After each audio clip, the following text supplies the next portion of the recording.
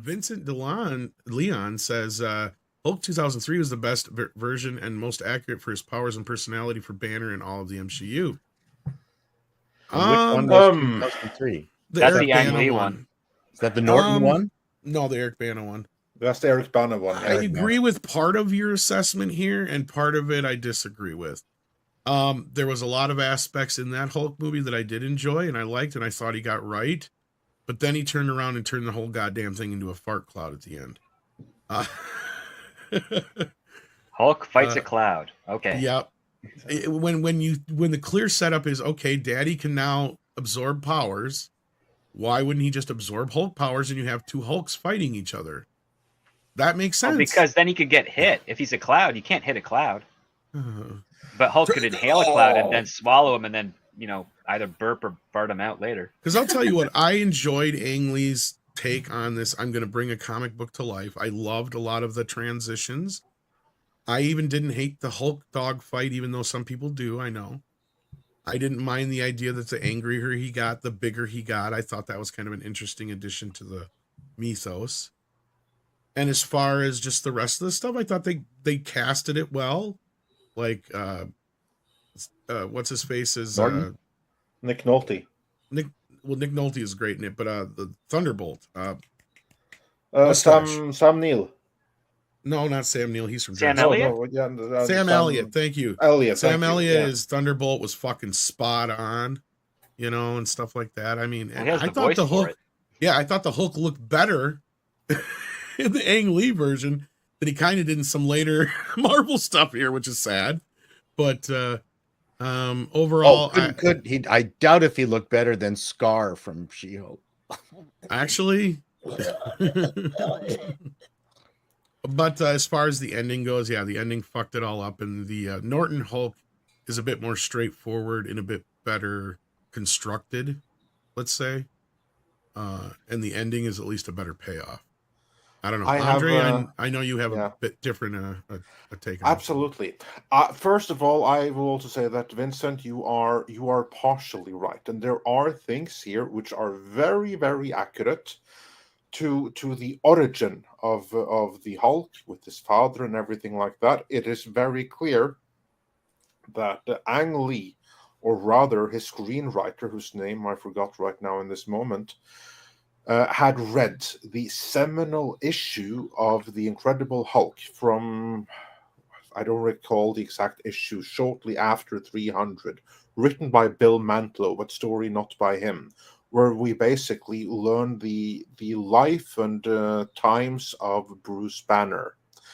And they did a really good take on this here, which is basically that not anyone who is irradiated with gamma rays can become a Hulk.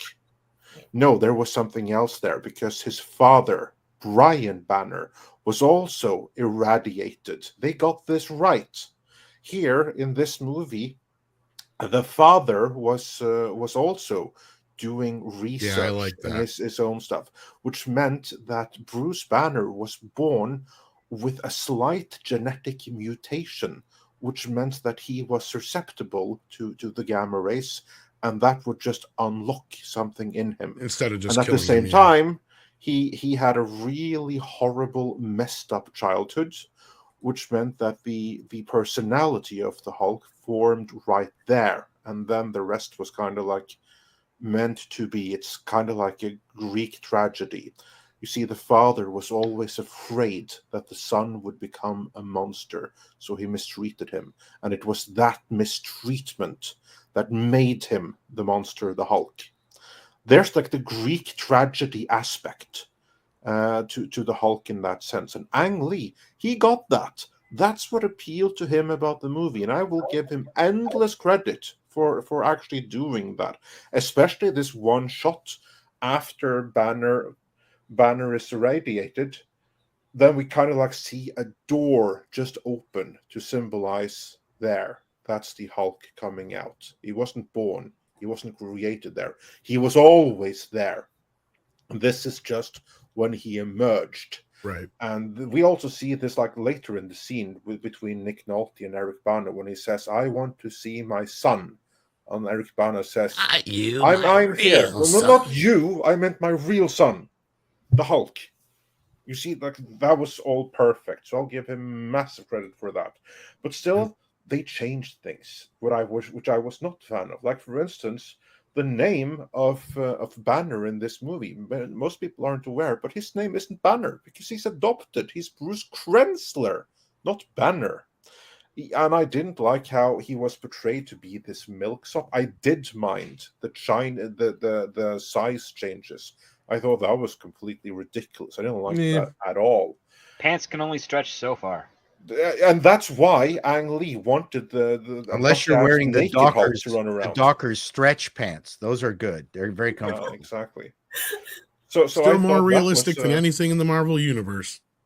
And speaking of, I also had like one problem with the animation, and this is 100% on Ang Lee, because he wanted it to be that way. I liked how the Hulk looked there, but he had no gravity. He was basically just like, when you look at the animation, he was just like a puffed up balloon without any real gravity to him. And Ang Lee, he also did the motion capture himself because he knew exactly how he wanted it. And I thought that was a huge mistake, because when you look at it, the Hulk kind of moves like an angry Asian child with a temper tantrum. So pretty much the only thing we disagree on is really just the size thing. Yeah. That, to me, that was a big sticking point. So you're saying you liked the green play. I can leave anytime you want, guys. I'm not contributing anything. No, you are always welcome here. We love having you here, Paul.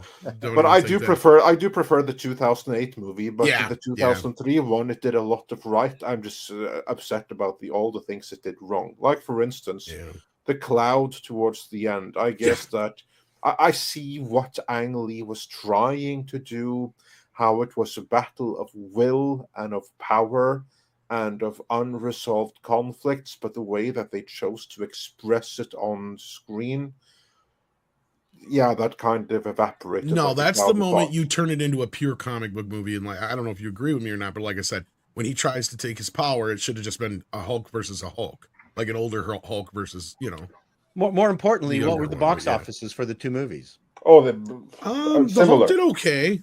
The Hulk, they did okay. Just okay. They didn't become giant successes. Well, you have to understand also, like when Hulk came out in 2003, we'd really only had X-Men and Spider-Man were the only two big. It was massive hype because of Spider-Man. Yeah, because of Spider-Man. And then so the 2003 movie, it opened huge, but it had a massive second weekend drop. And I think that was because of the word of mouth and shit. Yeah.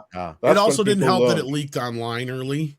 It did. That version did, and it was an early version of the film, but it still leaked online early, so I don't think that helped it at all. I was just curious, because I mean, no matter how bad a movie is, numbers count. The first Wakanda Black Panther movie as a movie is not particularly good, but it was $1 billion movie, so all is forgiven.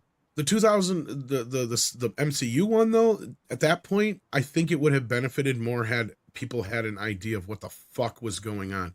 Because that was the movie that we all realized, oh shit, they're doing a big connected universe, not just like bringing in other characters, like, because at that point it was two separate studios, and you had Robert Downey Jr. pop it at the end of Hulk, and you're like, wait a minute here, what's going on? And so people kind of started picking up on this idea of what was really, really going on.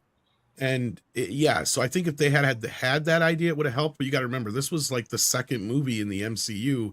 And at that point, nobody knew there was a thing called the MCU, So a lot of people thought it was a sequel to the Ang Lee Hulk. That was another problem you had. A lot of people did. Yeah. And because they called it the Incredible Hulk. And when it came out on video, I had the same problem with people. I had to tell them, no, this is its own thing. It's a new thing. It's actually connected to Iron Man and and that confused people, but at that point, the best I could tell them is, no, it's not a sequel to the old one. It's a completely new movie. It would have been more interesting with the Mark Ruffalo one, where as Hulk, he voted for Trump, but as Bruce Banner, he voted Democrat. But what about Smart Hulk? Which one? What about Smart Hulk though? Then he can't make up his mind. Smart Hulk, then he can't make up his mind. Yeah, I think that's a good one. I like. But yeah, that. you get Andre and I talking about actual Hulk. We'll be here almost as long as if we start talking about He-Man or Conan.